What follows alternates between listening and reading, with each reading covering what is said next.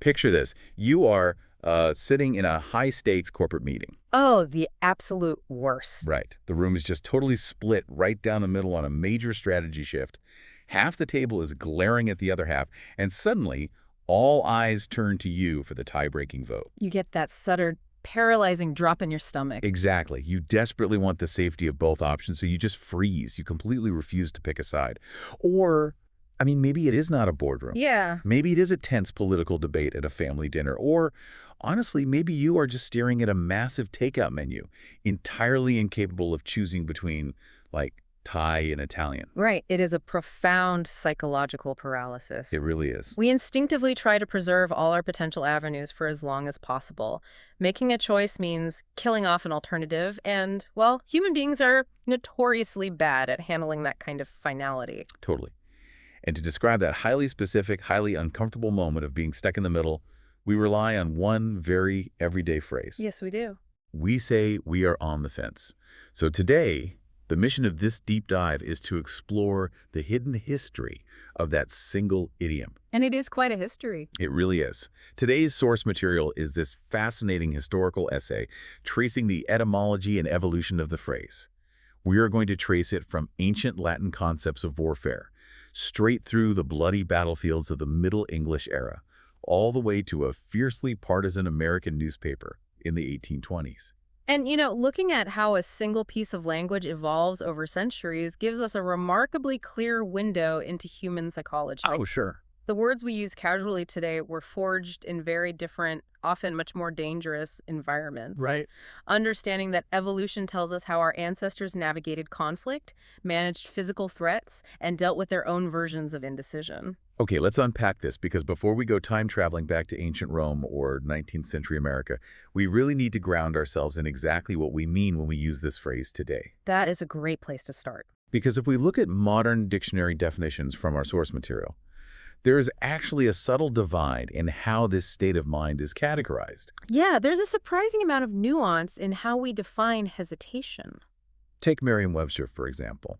They define being on the fence as, quote, a position of neutrality or indecision. Okay. Meanwhile, the Cambridge Dictionary handles it with a bit more blunt force. They simply state it signifies being not able to decide something. And the contrast between those two interpretations is quite revealing, actually. How so? Well, neutrality implies a conscious, strategic choice. Think of a country declaring neutrality in a war. Right, like Switzerland or something. Exactly. It is a deliberate withholding of support. You are choosing not to choose. Oh, I see. But Cambridge's not able to decide captures that visceral paralysis you mentioned earlier with the takeout menu. It frames the situation as a failure of agency rather than a calculated maneuver. That makes total sense. And, the phrase is so incredibly widespread that it occasionally circles back to being entirely literal, which creates some pretty fantastic unintended comedy. Oh, the marketing stuff. Yes. The sources mention that there are actual, literal fencing contractors who use this idiom in their marketing material. It is brilliant. It is. There's this one quote from the AMKO Fence Company.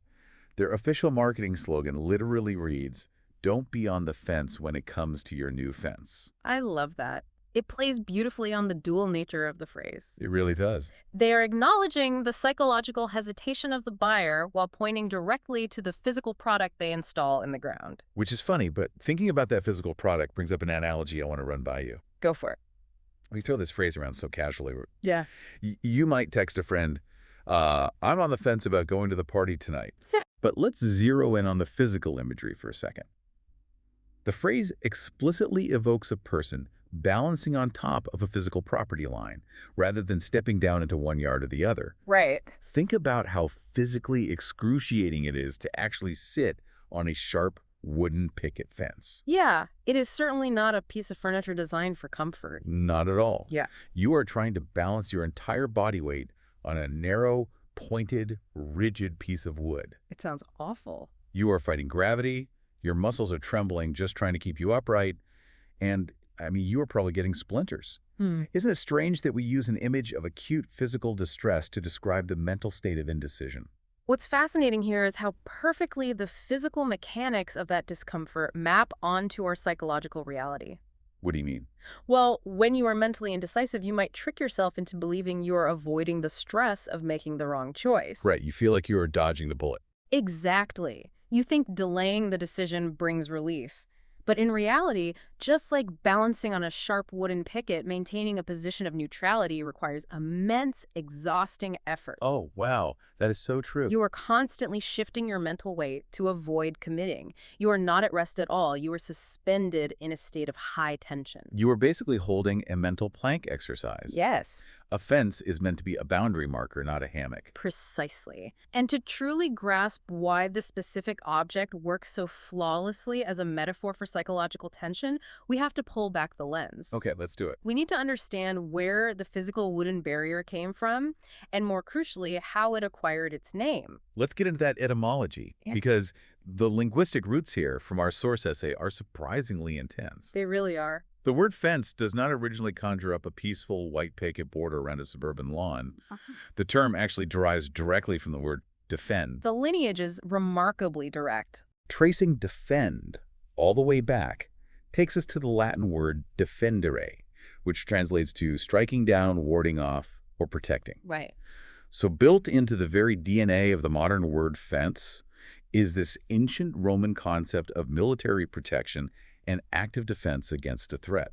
And we can track exactly how that abstract Latin concept of protection mutated into the English noun we use today. How did that happen? The word officially entered the English language during the Middle English period, Okay. which roughly spans from the 11th to the late 15th century. This was an era dominated by events like the Norman Conquest and the Hundred Years' War. So lots of fighting. Oh, constant fighting. It was a time of immense territorial instability and just constant physical danger. Okay, wait. Here's where it gets really interesting, and I want to push back on this timeline a bit to make sure I'm following the linguistic mechanics here. Sure.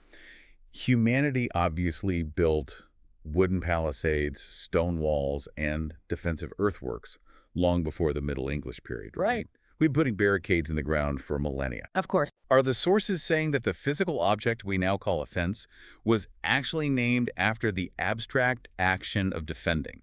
Like the action created the object's name? That is precisely how the linguistic shift occurred. Really? You have to immerse yourself in the psychological environment of the Middle English era. When communities are under constant threat of siege or territorial raiding, the abstract idea of defense, the desperate daily need for protection, becomes the most central focus of human existence. Survival basically dictates your vocabulary. Exactly that. Yeah. The concept of defense was so critical that people began dropping the unstressed first syllable of the word for the sake of efficiency. Oh, like a slang abbreviation. Right. It is a linguistic process called aphesis. The word defense was shortened in everyday speech to fens. Just fens. Yes. And over time, because the primary function of the physical wooden barriers surrounding a village was to defend the people inside them, that shortened word for the abstract action became the literal name of the structure. That is wild. The action of defending oneself externally solidified into the physical noun fence. So we took a desperate verb, chopped it in half, and used it to name the wooden planks we put around our gardens. Pretty much. Every single time we talk about a neighbor's fence, we are subtly echoing this brutal, ancient history of medieval warfare and survival. It entirely recontextualizes the weight of the word, doesn't it? It totally does. Etymologically speaking, a fence is not a polite suburban boundary. It is a defensive fortification designed to repel attackers. Which instantly makes the idiom on the fence feel exponentially more stressful. Absolutely. You aren't just sitting on a piece of landscaping. You are literally straddling a defensive fortification during an active conflict. Yes. You are sitting on top of a war mechanism, paralyzed, refusing to declare which army you belong to while the battle rages around you. It leaves you entirely exposed to fire from both sides. Wow. Okay, let's shift our focus across the Atlantic, because the evolution of this concept takes a massive geographical leap in the source material. It certainly does. While the word fence clearly carries these violent European Latin-based roots, the actual idiom on the fence, using that imagery specifically to describe human indecision, is a purely American invention. And tracing the exact moment an idiom enters the cultural lexicon requires extensive historical detective work. It does. And the records point to a retrospective analysis conducted by the New York Times in December of 1923. Right. Even back then, over a century ago, Journalists were noticing how deeply embedded this phrase had become in American English, and they wanted to track down its origin. The fact that it warranted an investigation in 1923 shows how ubiquitous it had already become in political and social commentary. Exactly. What that New York Times investigation found, which aligns with modern etymological databases, is the exact birthplace of the idiom in print. And where was that? We can trace it back to the year 1828. The phrase first appeared in an article published by a newspaper called the Richmond Whig. The Richmond Whig, yes. And I'll just read the original quote from that 1828 publication. It reads, quote, "There are certain administration editors for a long time on the fence." That specific year, 1828, provides crucial context. Oh. This was the year of the presidential election between John Quincy Adams and Andrew Jackson. Right.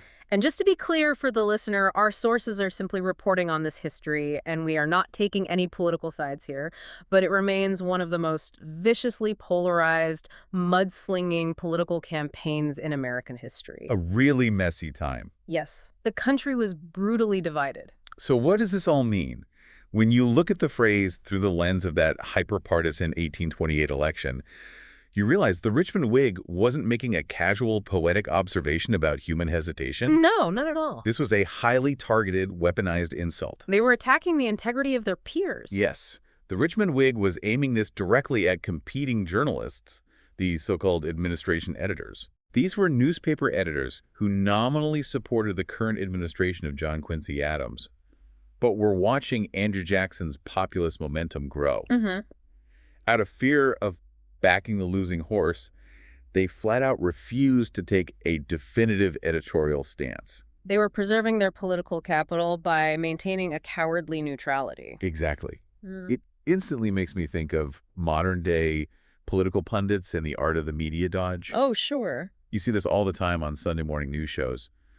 A journalist asks a politician a direct, challenging question about a controversial policy. And what happened? Instead of answering yes or no, the politician deploys this incredibly hollow, focus-grouped word salad. Right, the pivot. They talk uninterrupted for 3 minutes without actually saying a single substantive thing, purely to avoid alienating independent voters or angering their extreme base. They're essentially performing a verbal tightrope walk to stay suspended above the actual debate. And that is exactly what the Richmond Whig was calling out nearly 200 years ago. Wow. They were pointing at these rival editors and saying, "Look at you, balancing up there on that defensive wall, waiting to see which army wins before you commit your paper to a side." It was a call out of profound political cowardice. If we connect this to the bigger picture, it reveals something truly profound about the mechanics of human communication and the lifespan of language. How so? Let's consider the fate of the institutions involved. The Richmond Whig newspaper eventually closed its doors in 1888. Okay. It was absorbed by a rival publication, the Daily Times, and its printing presses went silent. The specific political administration they were arguing about faded into historical obscurity. Right. No one really talks about that specific editorial feud anymore. Yet this hyper-specific political insult they printed in 1828 managed to survive for centuries. Long after the editors they were insulting were dead and buried. Precisely. It highlights a core truth about how language evolves. Words and phrases only endure when they map perfectly onto the universal human condition. That makes a lot of sense. This idiom began as a localized attack on a handful of journalists in Virginia, but it resonated so deeply with the broader public, and it captured the agonizing universal experience of indecision so perfectly that it broke free from its original context. It outgrew the newspaper. Yes, it became the definitive American shorthand for anyone who cannot make up their mind. It is wild to think that a tiny spark of partisan frustration in an 1828 newsroom essentially became immortalized in our daily vocabulary. It really is. We use it to describe everything from foreign policy to choosing a streaming service. Because human nature remains remarkably static, we struggle with the fear of commitment and the anxiety of missing out just as much as those newspaper editors did 2 centuries ago. So true. The technology changes, but the psychological paralysis stays exactly the same. I think that brings this entire historical journey full circle for you, the listener. I agree. The next time you find yourself completely paralyzed in that corporate meeting, sweating over a strategy choice, or simply staring blankly at a menu, unable to choose your dinner. The Thai or Italian. Exactly. Remember that you aren't just being annoyingly indecisive. You are actively participating in a rich, complex linguistic tradition. That is a nice way to look at it. You are channeling a history that spans from ancient Latin concepts of warfare and physical defense,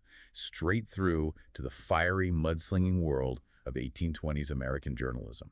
Recognizing that historical weight adds a certain level of dignity to simply not knowing what you want to do. It really does reframe the experience. But before we wrap up this deep dive, I know you usually look at the mechanics of these concepts from an angle that flips the traditional narrative. I do, and I want to leave you with one final provocative thought to mull over. Okay.